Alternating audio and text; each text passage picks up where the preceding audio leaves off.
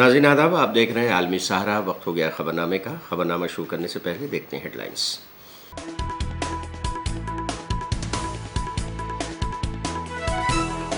Supreme court ने दिल्ली और मरकजी हुकूमत को जारी किया notice. Rajendra Nagar coaching centre हादसे पर सुप्रीम कोर्ट बरहम। कहा ये कोचिंग सेंटर्स मौत के चैम्बर हैं। दिल्ली हाईकोर्ट ने सीएम केजरीवाल की अर्जी खारिज की। सुप्रीम कोर्ट जाएंगे केजरीवाल।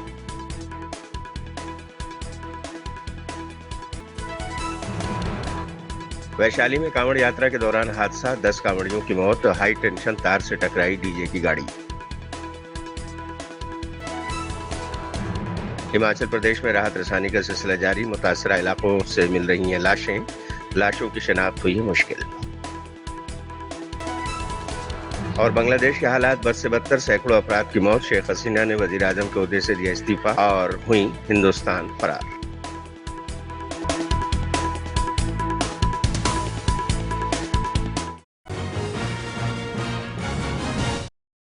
सुप्रीम कोर्ट ने दिल्ली के राजेंद्र नगर में पेश आए हादसे पर सख्त नाराजगी का इजहार किया है। अदालत इस मामले पर अज़खुद नोटिस लेते हुए मरकजी और रियासती हुकूमतों को नोटिस जारी कर दिया है और जवाब मांगा है कि इस सिलसिले में बेहतर तहफ़्फ़ुज़ को कैसे यकीनी बनाया जाए। इस वाक़े को आंख खोलने वाला बताते हुए जस्टिस सूर्यकांत और जस्टिस उज्ज्वल भूंइया की बेंच ने कहा कि ये कोचिंग इंस्टीट्यूट मौत के चैम्बर्स बन गए हैं।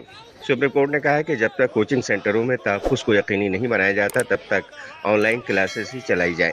मुल्क के अलग अलग हिस्सों से आए तलबा से कोचिंग सेंटर्स खेल रहे हैं, जो एक संगीन मामला है। वाज़ेह है कि गुज़िश्ता दिनों राजेंद्र नगर में वाक़ कोचिंग सेंटर में यूपीएससी की तैयारी कर रहे 3 तलबा की बेसमेंट के पानी में डूबने की वजह से मौत हो गई थी।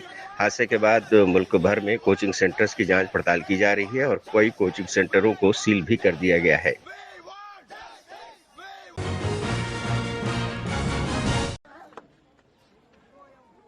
बिहार के वैशाली में कांवड़ यात्रा के दौरान एक दर्दनाक हादसा पेश आया है। कांवड़ियों की डीजे गाड़ी हाई टेंशन तार की जद में आ गई, जिसकी वजह से 10 कांवड़ियों की मौत हो गई है, जबकि 2 की हालत नाजुक बताई जा रही है।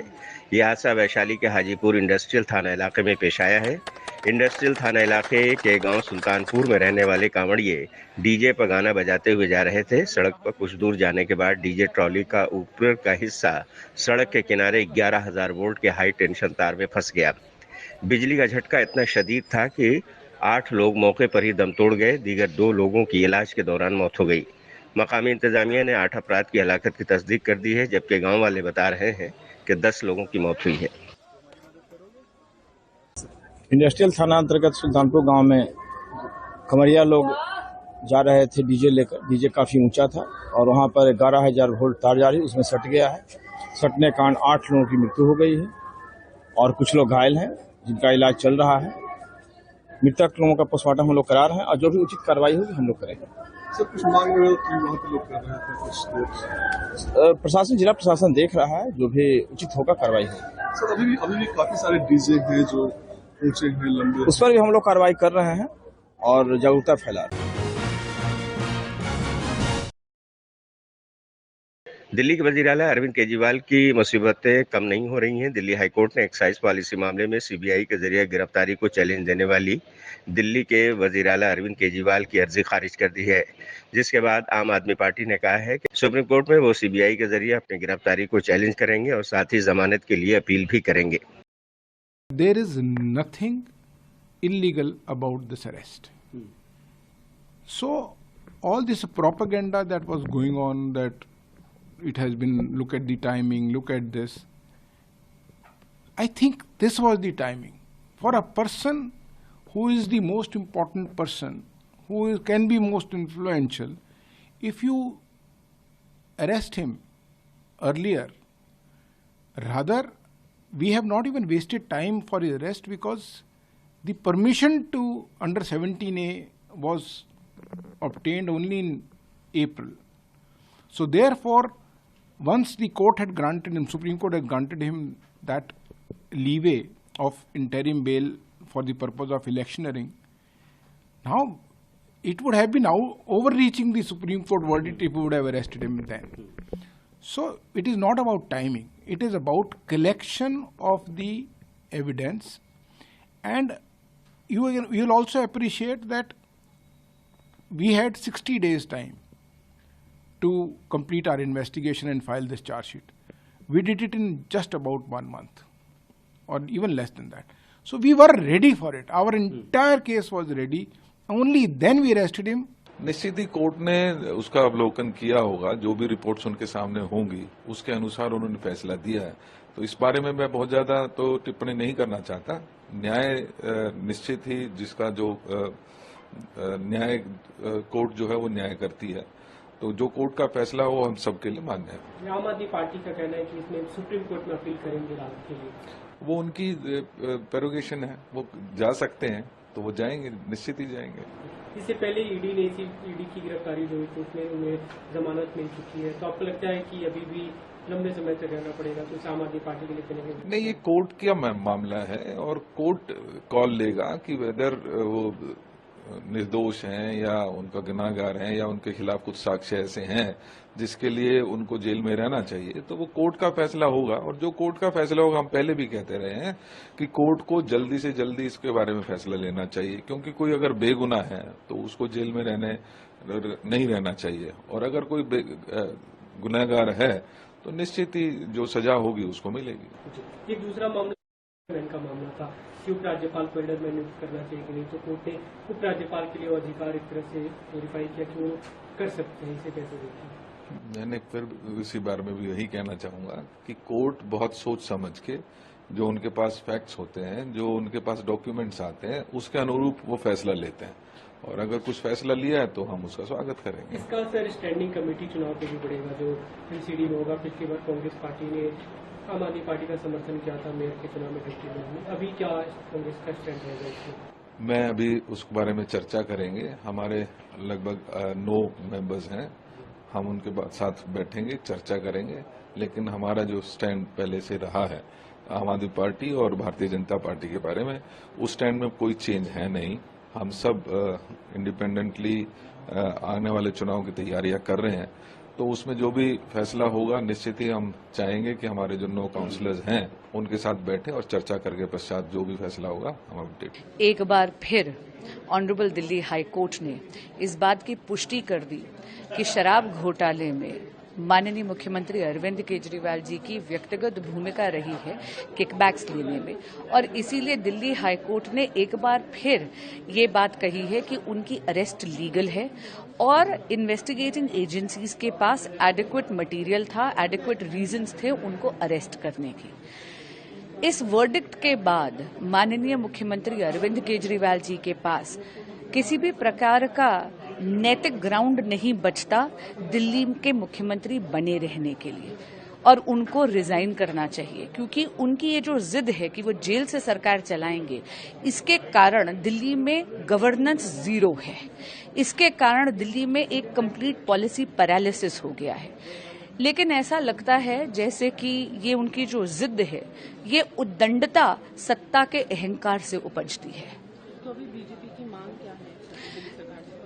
हमारी मांग ये है कि आदरणीय मुख्यमंत्री अरविंद केजरीवाल जी को नैतिकता के आधार पर रिजाइन करना चाहिए। और मैं पुनः पूछना चाहती हूं कि आपके पास 60 से ज्यादा एमएलएज हैं, क्या बात आपकी पार्टी में टैलेंट का इतना अकाल है क्या, इतना अभाव है कि आपको लगता है कि एक भी एमएलए आपका इतनी कॉम्पिटेंस नहीं रखता कि वो मुख्यमंत्री का कार्यभार संभाल सके?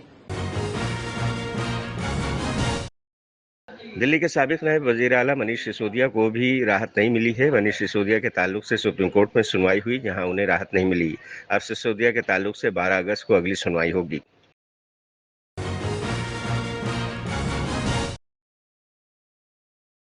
लोकसभा में अपोजिशन के लीडर राहुल गांधी जमीनी सतह पर कमजोर तबकात के अफराद से मुस्तकिल मुलाकात कर रहे हैं और अब उनके मसाइल भी सुने हैं। राहुल गांधी ने और कांग्रेस की लीडर प्रियंका गांधी वाड्रा ने आज भी कुलियों से मुलाकात की है और उन लोगों की परेशानियां सुनी।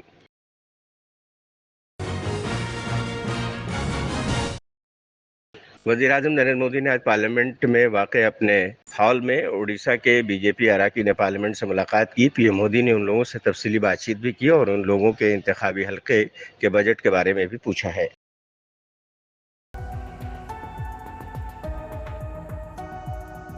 हिमाचल प्रदेश के मुख्तलिफ इलाकों में आई कुदरती तबाही से काफी ज्यादा जानी और माली नुकसान हुआ है। शिमला के डिप्टी कमिश्नर अनुपम कश्यप ने बताया है कि अब तक 6 लाशें बरामद हुई हैं, लेकिन काफी खराब हालत में हैं। शिनाख्त नहीं हो पा रही है। 10 भारी मशीनरी काम पर लगी हुई है। दूसरी जानिब कुल्लू के deputy commissioner Torul S Ravish ने बताया है कि कौमी शाहराह को सबसे ज्यादा नुकसान पहुंचा है, लेकिन एक लेन बहाल कर दिया गया है। निरमंड इलाके में सबसे ज्यादा नुकसान हुआ है। बागी पुल में 2 लोग लापता है, जिसके बाद लापता लोगों की तादाद अभी 11 हो गई है और 1 लाश बरामद की गई है। उन्होंने कहा कि बागी पुल और आसपास के इलाकों में 20 पुल बह गए हैं। हमारे कुल्लू जिला में जो मनाली में हमारा सबसे ज्यादा नुकसान जो एनएच को हुआ था, वो सिंगल लेन के लिए रिस्टोर कर दिया गया है, बिंदु ढाक पे भी और रायसन शहर पे भी। वो पॉइंट्स थोड़े वल्नरेबल रहेंगे क्योंकि थोड़ी सेटलिंग हम एक्सपेक्ट करते हैं, पर उस पर रेगुलर काम होता रहेगा। अभी के लिए वो वन वे ट्रैफिक के लिए खुल दिया गया है। साथ ही साथ सैंड में भी हमारी असेसमेंट का काम पूरा हो गया है और प्रॉपर्टी लॉस जो है उसका आकलन वगैरह कर लिया गया है। उसके बाद जो हमारा सबसे ज्यादा लॉस हुआ था वो निर्मंड एरिया में हुआ था। बागी पुल में एक अपडेट है कि 2 लोगों का सस्पेक्टेड था मिसिंग का, वो कंफर्म हो गया है कि 2 लोग हमारे ऊपर से मिसिंग है जो एडिशनली नहीं मिल रहे। एक ठियोग का एक बंदा था और एक रामपुर का। So our missing count has gone up to 11 और एक जो बॉडी रिकवर हुई है। 12 लोग हैं टोटल। इसके साथ साथ जो फाइनल आकलन है उसमें बागी पुल और उस एरिया में कोयल तक पूरे एरिया में 20 पुल बहे हैं, जिसमें से 4 पीडब्ल्यूडी के थे और बाकी सारे हमारे लोकल पुल से। वहाँ पे टेम्परेरी रेस्टोरेशन जो बागी पुल के पॉइंट की है वो फॉरेस्ट के द्वारा कर दी गई है और साथ ही साथ एक स्पैन भी लगा दिया गया है पीडब्ल्यूडी के द्वारा। और जो ब्रिज का काम है, बेली ब्रिजेस हमें मिल गए हैं दोनों लोकेशंस पे 2 लोकेशंस पे बेली ब्रिज लगाए जा रहे हैं और उसका काम शुरू हो गया। हफ्ते के एंड तक 2 बेली ब्रिजेस यहाँ लॉन्च हो जाएंगे। सामान साइट पे पहुंच गए हैं। इसके साथ साथ जो हमारे लोग श्रीखंड यात्रा से वापस आते हुए ऊपर थे वो ज्यादातर नीचे आ गए हैं। अब कुछ 10-20 लोग ही ऊपर रुके और वो रोड का रेस्टोरेशन का काम भी कल से शुरू हो जाएगा। कल we will hopefully be able, जो लोग अपनी गाड़ी की वेट में वहां बैठे होपफुली हम उन्हें निकाल देंगे। वहाँ राशन वगैरह सब है और इलेक्ट्रिसिटी भी बागी पुल एरिया में सारे में एक्सेप्ट जुआगी पंचायत जहाँ 1 दिन और लगेगा, इलेक्ट्रिसिटी रेस्टोरेशन भी हो गया। समेच में आपको पता ही है कि एनडीआरएफ आर्मी की टुकड़ियां लगी हुई हैं जो कंबाइंड पूरे एरिया को सर्च कर रही हैं और वहां भी रेस्टोरेशन का काम जो है, क्योंकि वो शिमला साइड को कनेक्ट करने के लिए ज्यादा जरूरी है एक पुल लगना है, तो वो शिमला से किया जा रहा है। बाकी वहाँ एक हमारा प्राइमरी स्कूल और सेकेंडरी स्कूल जो बह गया था, शिक्षा मंत्री ने ऑनरेबल सीएम के साथ विजिट किया था और उनसे बात हो गई है, तो उनको सेटअप करने के लिए हमने ऑल्टरनेट बिल्डिंग्स आइडेंटिफाई कर ली है और 1-2 दिन में वो प्रपोजल चला जाएगा और मंत्री जी ने आश्वासन दिया है कि उसको इमीडिएटली करके, ताकि बच्चों की पढ़ाई पर भी इफेक्ट ना हो, वो काम शुरू कर दिया जाएगा।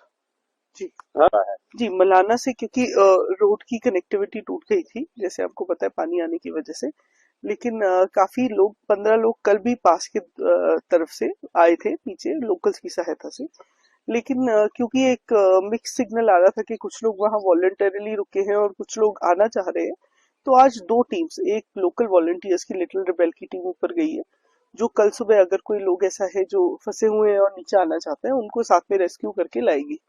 साथ ही साथ हमारे चेयरमैन जिला परिषद भी एक वॉलंटियर्स की टीम के साथ टेलीकॉम ऑपरेटर्स के लिए डीजल और साथ में मेडिसिन एक्सेट्रा, जो क्योंकि कुछ लोकल लोग खुद भी नीचे आए हुए थे, वार्ड मेंबर्स वगैरह, उनके साथ आज ऊपर गए हैं। और हमने इसके साथ साथ हमारे पास एक सैटेलाइट फोन जो अवेलेबल था वो भी आज शाम तक हमारे पास आ जाएगा, तो कल हम एनडीआरएफ या किसी के साथ एक सैटेलाइट फोन भी मलाना भेजेंगे ताकि वहां से संपर्क हमारा एस्टेब्लिश हो सके।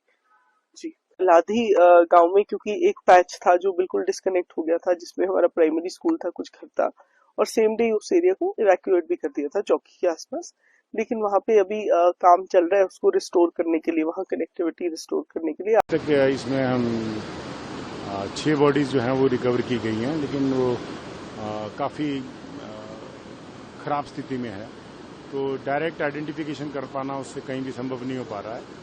तो प्रोसेस को पूरा करके पोस्टमार्टम और उसके बाद एज पर प्रोसीजर इसको मॉर्चरी में रखा जाएगा, और फिर इसके बाद डीएनए जो सैंपलिंग है उसके आधार पर ही बॉडी की किसकी बॉडी है कंफर्मेशन की जा सकती है।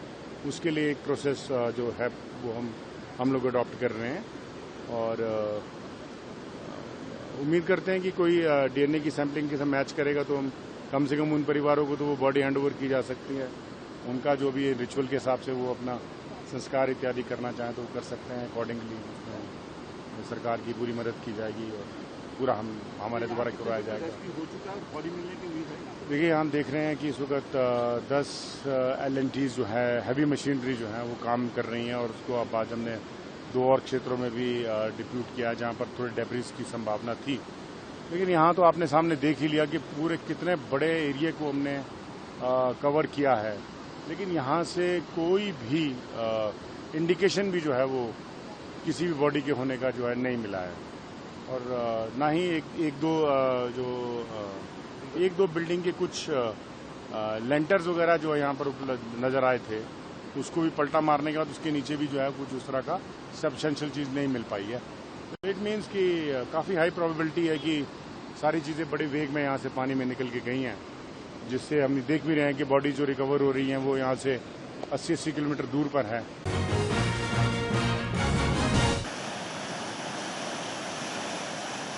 मध्य प्रदेश में भी बारिश की वजह से आबी सतह बढ़ी हुई है। नर्मदा नदी की आबी सतह लगातार बढ़ रही है।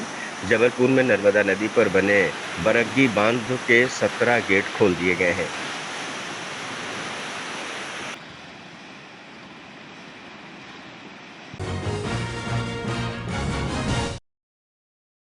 यूपी के अयोध्या में हुई इज्तिमाई इस्मत रेजी के मामले में सियासी बयानबाजी जारी है। उत्तर प्रदेश हज कमेटी के सदर और बीजेपी के लीडर मोहसिन रजा ने कहा है कि वहां जो कुछ भी हुआ है हर कोई जानता है कि मुलजिम कौन है और उसे किसकी शय हासिल है। वो समाजवादी पार्टी से वाबस्ता है।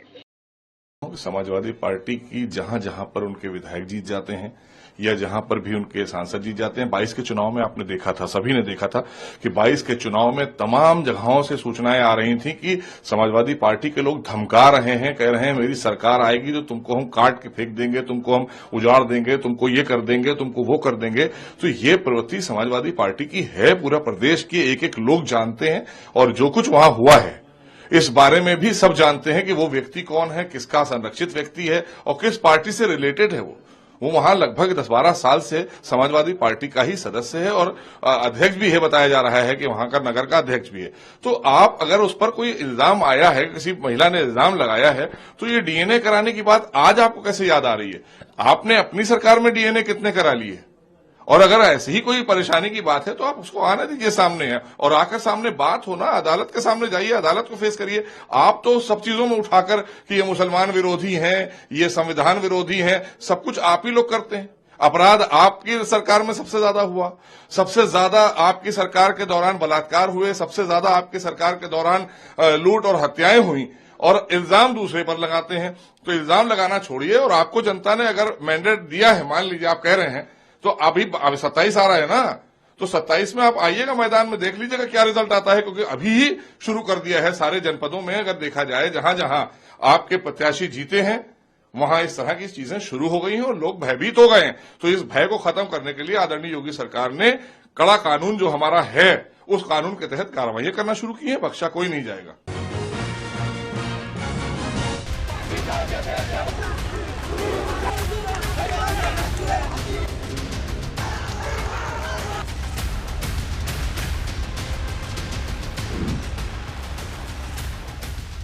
बांग्लादेश में सियासी मंजरनामा बदलता हुआ नजर आ रहा है। बांग्लादेश के वजीर-ए-आजम शेख हसीना ने अपने ओहदे से इस्तीफा दे दिया है और फौजी हेलीकॉप्टर के जरिए हिंदुस्तान पहुंच गई हैं। जराये के हवाले से यह खबर भी आ रही है कि शेख हसीना हिंदुस्तान से लंदन जा सकती हैं। वाज़ेह है कि सैकड़ों मुजाहिरीन उनकी रहाइश ढाका पैलेस में दाखिल हो गए और जबरदस्त तोड़फोड़ की है।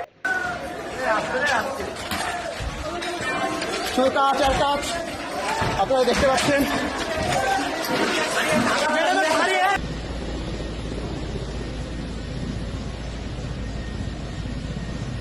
मकामी मीडिया की खबर के मुताबिक शेख हसीना को ले जाने वाला फौजी हेलीकॉप्टर पीर की दोपहर 2:30 बजे बंगला भवन से रवाना हुआ। उस वक्त उनकी छोटी बहन शेख रेहाना भी उनके साथ मौजूद थीं।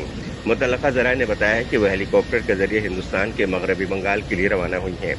बांग्लादेश के हालात बहुत ही खराब बताए जा रहे हैं। खबर के मुताबिक अब तक सैकड़ों लोगों की मौत हो चुकी है और सैकड़ों जख्मी बताए जा रहे हैं।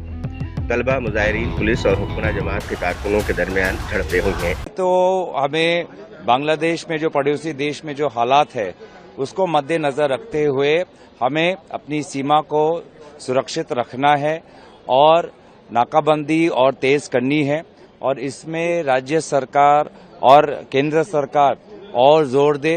अभी तक जो मुझे सूचनाएं मिली हैं, राज्य सरकार केंद्र सरकार जितनी तत्पर होनी चाहिए हमारे सीमा को सुरक्षित रखने में, हमारी भूमि को सुरक्षित रखने में, हमें वो तत्परता नहीं दिखाई दे रही और इसीलिए मुझे लगता है कि जो वास्तविक जो मूल समस्या है उस समस्या को समाधान करना जरूरी है। सर, किस तरीके से देखते हैं आप, क्योंकि एयर इंडिया ने अभी ट्वीट करके कहा कि उन्होंने फ्लाइट ऑपरेशन सभी बंद कर दिए हैं, जो भारतीय वहां पर हैं उसके लिए क्या कुछ आप लोग मांग रखेंगे विपक्ष के तौर पे सरकार से, क्या कुछ सुझाव रहेंगे और क्या आप लोगों की स्थिति है, कांग्रेस की स्थिति क्या है, जो स्टेटमेंट क्या है, स्पष्ट क्या आप लोग? देखिए, अभी तो सदन चल रहा है, हम तो यही चाहते हैं कि सदन के चलते हुए केंद्र सरकार स्पष्ट करे, देश को बताए कि वो क्या कार्रवाई कर रही है। हम तो चाहते हैं कि हमारे सारे नागरिक सुरक्षित रहे, किसी एक भी भारतीय नागरिक को चोट नहीं पहुंचनी चाहिए, सभी सुरक्षित रहने चाहिए। और जिस वक्त सदन चल रहा है, मुझे लगता है प्रधानमंत्री आज सदन में थे, विदेश मंत्री आज सदन में थे, वो अपनी बात रख सकते थे, लेकिन मैं आशा करूंगा कि कल सदन में वो अपनी बात रखेंगे।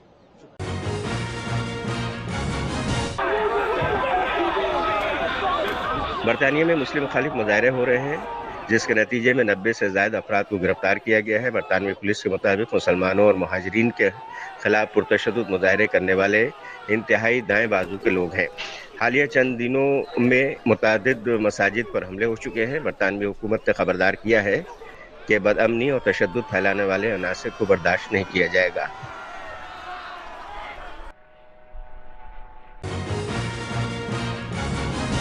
तो नाज़रीन, आज के खबरनामे में बस इतना ही। दीजिए इजाज़त, लेकिन आप देखते रहिए 24 घंटे का उर्दू न्यूज़ चैनल आलमी सहारा। सहारा पढ़ो।